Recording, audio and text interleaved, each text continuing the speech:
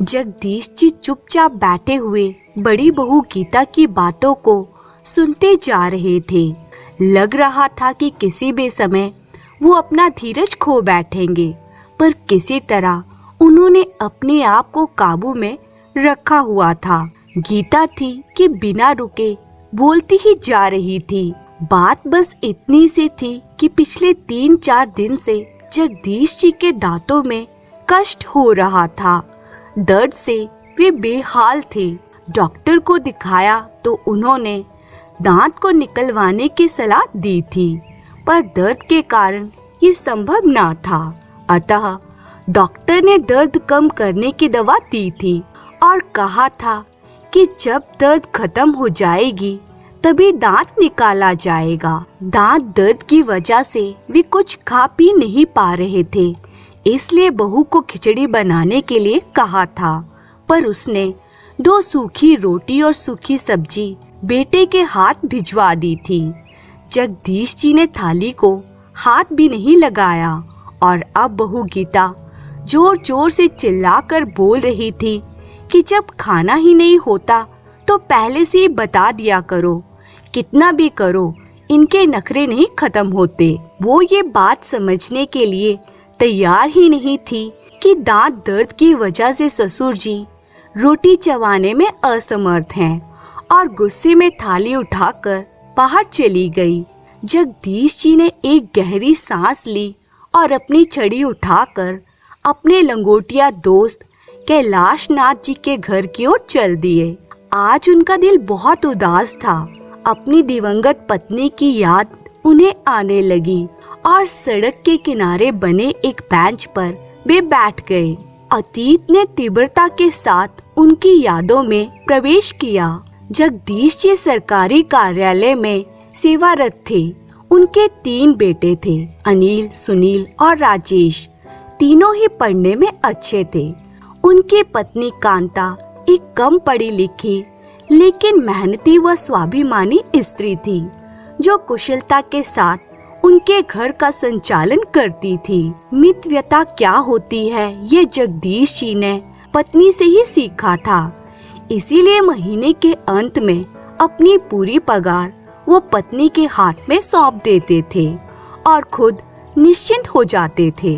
घर के मामलों में वे कभी भी नहीं बोलते थे, पर पत्नी को जब भी उनकी सलाह की जरूरत होती तो वे हरदम उसके साथ होते थे। समय के साथ उनकी उन्नति होती गई और बच्चे भी अच्छी शिक्षा प्राप्त कर चुके थे। अपने जीवन काल में उनकी पत्नी ने एक जो सबसे अच्छा काम किया था वो था मकान बनवाना। शहर की एक अच्छी सी कॉलोनी में उसने अपने सपनों का संसार बसाया था। जगदीश जी ने ऑफिस से लोन लेकर, कुछ दोस्तों से मदद लेकर पत्नी के इस सपने को पूरा किया। पहले मकान 1 मंजिल था, पर जब बच्चे बड़े हो गए तो जगदीश जी ने हिम्मत करके मकान की 2 मंजिलें और भी बनवा दी। उनके तीनों बेटों की शादी हो गई थी और तीनों बेटों के 2-2 बच्चे भी हो गए थे। और अब जगदीश जी अपने छोटे बेटे के साथ निचली मंजिल पर रहते थे। अनिल व सुनील दूसरी और तीसरी मंजिल पर रहते थे। रसोइयां सबकी अलग अलग थी। बस त्योहार वाले दिन सब एक जगह इकट्ठे होकर त्योहार मनाते थे। मुंह से तो कोई कुछ भी नहीं कहता था, पर राजेश की पत्नी को बहुत तकलीफ होती थी कि सारा काम मुझे ही करना पड़ता है। दोनों भाभियां बस हाथ हिलाने के लिए आ जाती हैं। उधर दोनों का कहना था कि भाई रसोई तो तुम्हारी है तो जिम्मेदारी भी तुम्हारी है, पर ये बातें कभी भी झगड़े का रूप धारण नहीं कर पाती थी, क्योंकि कांता जी खुद भी एक मेहनती महिला थी, जो उम्र के इस दौर में भी चुस्त दुरुस्त थी। सारा दिन कुछ न कुछ करते रहना उनकी आदत थी। इसी कारण काम को लेकर बहुएं ही उन पर निर्भर थीं। जगदीश जी जब भी अपनी पत्नी के साथ बैठते थे तो कहते थे कि अब हमें किसी प्रकार की चिंता नहीं है, पेंशन तो आएगी ही, बस आराम से गुजारा हो जाएगा। जवानी में जो सपने मैं तुम्हारे पूरे नहीं कर पाया वो अब करूँगा। और पत्नी हल्के से मुस्कुराकर अपनी सहमति प्रकट कर देती थी। पर जगदीश जी का ये सपना कभी भी पूरा नहीं हो पाया और एक दिन पत्नी उन्हें अचानक छोड़कर हमेशा हमेशा के लिए चली गई। जगदीश जी की तो जैसे दुनिया ही उजड़ गई, पर होनी को कौन टाल सकता था। जिस पत्नी ने इतने यत्न से मकान की नींव बनाई थी, उसमें अब दरारें पड़नी शुरू हो गई थी। हालात इतने बदल गए थे कि त्योहार के समय एक दूसरे को बधाई देने में भी सबको कष्ट होने लगा था। सब अपनी अपनी गृहस्थी में मस्त हो गए थे। एक अकेले जगदीश जी ही रह गए थे जो सब कुछ समझ रहे थे, पर उम्र के इस दौर में अपने आप को असहाय सा महसूस करने लगे थे। 2 दिन पहले ही वो जब अचानक घर में घुसे तो उन्हें बेटों और बहुओं की आवाज सुनाई दी। कौतूहलवश वे चुपचाप खड़े हो गए और उनके दुख का ठिकाना ना रहा जब उन्होंने सुना कि तीनों बेटों ने उन्हें 2-2 महीनों के लिए बांट लिया है। छोटी बहू को शिकायत थी कि जब मकान में सबका बराबर का हिस्सा है तो पिताजी की सेवा में भी सबका बराबर का हिस्सा होना चाहिए। मैं भी थोड़ा आजाद रहना चाहती हूँ, जो पिताजी के कारण संभव नहीं हो पा रहा। तकलीफ तो सबको हो गई थी, पर कोई चारा ना था और अब जगदीश जी 3 हिस्सों में बट गए थे। जिंदगी यूं ही चलती जा रही थी। 2 महीने कभी एक बेटे के पास, फिर दूसरे और फिर तीसरे के पास। मुसीबत तो तब आती थी जब कभी महीने के अंत में यदि उनकी तबीयत खराब हो जाती तो इलाज ये सोचकर नहीं कराया जाता था कि अब दूसरे बेटे के पास तो जाना ही है, वो ही इलाज करा देगा। आज जगदीश जी के सब्र का बांध टूट गया था। 2 दिन पहले ही उन्होंने दांत निकलवाया था। उनका दिल कुछ मीठा, कुछ गरम, कुछ नरम खाने को हो रहा था। उन्होंने अपनी मंझली बहू को हलवा बनाने के लिए कहा और अलका का जवाब था कि मैं अभी खाली नहीं हूँ। आपको और कुछ सूझता नहीं है? इस उम्र में भी खाने की पड़ी है। 2 दिन के बाद मोना के पास जाओगे तो वहीं खा लेना। मैं किट्टी पार्टी के लिए लेट हो रही हूँ। और जगदीश जी के सब्र का पैमाना छलक गया। मोना उनकी छोटी बहू का नाम था। आज तक वे अपने बेटे बहुओं की सब जातियां बर्दाश्त करते रहे थे, पर आज तो हद हो गई। आंखें आंसुओं से भर गई और वे कैलाश जी के घर चल दिए। कैलाश जी उनके बचपन के मित्र थे। शिक्षा प्राप्ति से लेकर सेवानिवृत्ति तक दोनों साथ ही रहे। कैलाश नाथ जी थोड़े व्यवहारिक बुद्धि वाले व्यक्ति थे।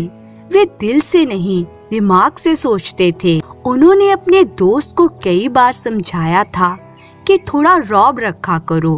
किस बात की तुम्हें कमी है? मकान अभी तुम्हारे नाम है। बेटे बहू जब भी सिर पर बैठने की कोशिश करें तो धमकी दे दिया करो कि किसी को भी हिस्सा नहीं दूंगा। पर जगदीश जी को ये बात नामंजूर थी। उनका कहना था कि जब मकान बनवाया ही बच्चों के लिए है तो ऐसा सोचना किस लिए। लेकिन आज उन्हें लग रहा था कि अब कुछ करने का समय आ ही गया है। कैलाश नाथ जी से सलाह मशवरा करके जगदीश जी घर आकर पत्नी के तस्वीर के सामने आकर खड़े हो गए, जैसे मन ही मन उनसे विचार विमर्श कर रहे हों। एक दृढ़ निश्चय उनके चेहरे पर आया और वो भूखे पेट ही सो गए। किसी ने भी खाने के लिए नहीं पूछा। उन्हें पता था कि उनके तीनों बेटे पत्नियों के साथ गर्मी की छुट्टियों में बाहर जा रहे हैं। किसी को भी ये ख्याल नहीं था कि पिताजी क्या खाएंगे, कैसे रहेंगे। जगदीश जी ने भी कुछ नहीं कहा। उन्हें अपनी योजना को अंतिम रूप देने का अवसर मिल रहा था। वैसे भी उनका मानना था कि जब बेटे ही माँ बाप को नहीं पूछते तो बहुओं से क्या उम्मीद रखना। बहुएं तो चाहती ही है कि किसी को सेवा ना करनी पड़े। वे तो पति और बच्चों में ही अपना परिवार देखती हैं। सास ससुर उन्हें बोझ लगने लगते हैं। वे अपने अधिकारों के प्रति तो सचेत रहती हैं, पर अपने कर्तव्यों की तरफ से आंखें मूंद लेती हैं। जगदीश जी अपने मित्र के साथ प्रॉपर्टी डीलर के पास गए। प्रॉपर्टी डीलर कैलाश नाथ जी के पुत्र का खास दोस्त था। उनसे मिलकर अपनी व्यथा बताई, कुछ सलाह मशवरा किया, वो वापस आ गए। 20 दिन बाद जब बेटे बहुएं खुश होकर घर लौटे तो मकान पर ताला देखकर सबकी त्योरियां चढ़ गई। छोटी बहू मोना बोलने लगी, हद हो गई लापरवाही की। पता था कि हम आज आ रहे हैं, पिताजी घर नहीं बैठ सकते थे। उसके गुस्से का कारण यह भी था कि अब 2 महीने पिताजी को उसके पास रहना था। काफी देर इंतजार करने के बाद अनिल व सुनील कैलाश नाथ जी के घर की ओर चल दिए और उनके पैरों तले जमीन खिसक गई जब उन्हें पता चला कि पिताजी ने मकान 90 लाख में बेच दिया है और अब वे कहाँ हैं, किसी को कुछ पता नहीं। तीनों परिवारों को समझ नहीं आ रहा था कि ये सब क्या हो गया है। उन्हें लग रहा था कि यह एक भद्दा मजाक है जो पिताजी ने उनके साथ किया है। गुस्से में तीनों भाई उबल रहे थे। पिताजी ऐसा कैसे कर सकते हैं? मकान की कीमत लगभग 1 करोड़ की थी, तो पिताजी ने 10 लाख का घाटा क्यों उठाया? ये उन सब की समझ से बाहर था। कोई चारा ना देखकर सब अपने अपने ससुराल चले गए। अगले दिन बड़े बेटे के पास कैलाश नाथ जी का फोन आया और उन्होंने तीनों पुत्रों को अपने पास आने के लिए कहा कि कुछ आवश्यक सूचना देनी है। शाम तक का भी इंतजार सबको भारी पड़ रहा था। कैलाश नाथ जी के पास से जो सूचना उन्हें मिली उससे तीनों के जुबान पर ताला लग गया था। दिमाग जैसे कुंद हो गया। सोचने समझने की शक्ति ने जैसे साथ ही छोड़ दिया। कैलाश नाथ जी के अनुसार जगदीश जी हरिद्वार चले गए हैं और उन्होंने वहाँ पर एक घर ले लिया है और अब वे वहीं रहेंगे। ये समाचार पूरे परिवार पर एक भारी प्रहार था। बहुत अनुनय विनय करने पर कैलाश नाथ जी से वे पिताजी का पता प्राप्त कर सके और हरिद्वार की ओर उड़ चले। पिताजी का यह कदम उनके समझ से बाहर था। हरिद्वार पहुंचकर पिताजी को देखकर एक और झटका लगा। पिताजी तो प्रसन्नचित और स्वस्थ लग रहे थे। बेटे बहुओं को देखकर उनके होठों पर मुस्कान आ गई। प्रसन्न दिल से उनका स्वागत किया और दीपक कहकर किसी को आवाज दी।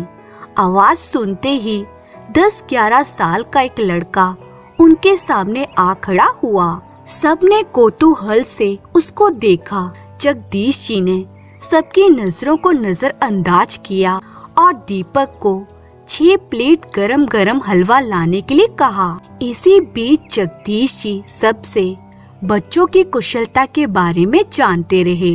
बेटे एक दूसरे की तरफ देख रहे थे कि कौन पहल करे, पर किसी की भी हिम्मत नहीं हो पा रही थी कुछ पूछने की। इतने में दीपक एक ट्रे में 6 प्लेट हलवा लेकर आ गया और सबको एक एक प्लेट पकड़ा दी। किसी ने भी प्लेट को हाथ नहीं लगाया। किसी को भी बोलते ना देखकर जगदीश जी ने कमान अपने हाथों में ले ली और बोलने लगे, तुम सबको हैरानी हो रही होगी और गुस्सा भी आ रहा होगा कि पिताजी को ये क्या सनक सवार हो गई है, लेकिन कारण भी तुम लोग ही हो। मैंने और तुम्हारी माँ ने तुम लोगों को कभी भी किसी प्रकार की कमी नहीं आने दी। तुम्हारी माँ ने मेरी एक अकेली तनख्वाह से कितनी कुशलता से घर को चलाया, ये मुझे तुम सबको बताने की जरूरत नहीं है और आज मुझे ये कहने में कोई भी शर्म नहीं है कि उसने अकेले तुम सभी को अपने प्यार से बांध रखा था, पर तुम 6 लोगों ने अपने एक बाप को ही कितने हिस्सों में बांट लिया।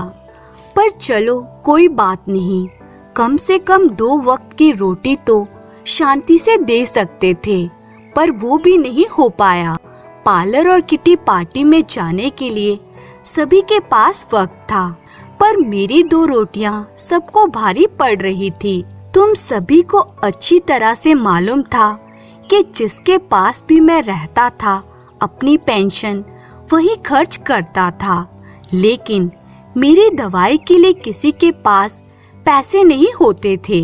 तुम सबको अपने अधिकार पता थे, पर इस बूढ़े के प्रति तुम्हारे कुछ कर्तव्य भी हैं, ये तुम में से किसी को भी याद नहीं रहा। और फिर जब मेरे बेटे ही ऐसे हैं, तो बहुओं से मैं क्या उम्मीद रखूं? कहते कहते जगदीश जी का गला रूंध गया। तीनों बेटे बहुएं नजरें झुकाकर बैठे रहे।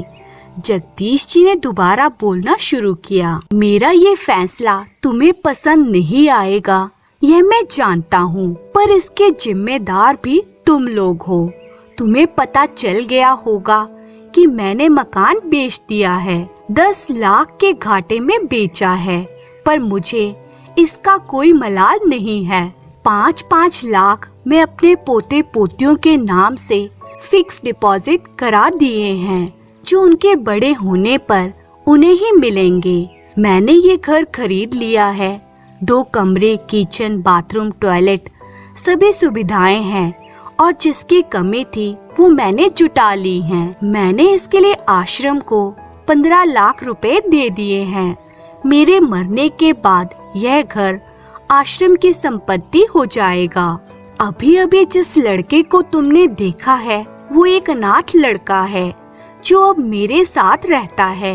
मैंने एक स्कूल में उसका नाम लिखवा दिया है, पढ़ता भी है और मेरी सेवा भी करता है। 2 लाख रुपए मैंने इसके नाम से भी जमा करा दिए हैं। बाकी जो बचा, कितना बचा उसका हिसाब तुम लगा लो।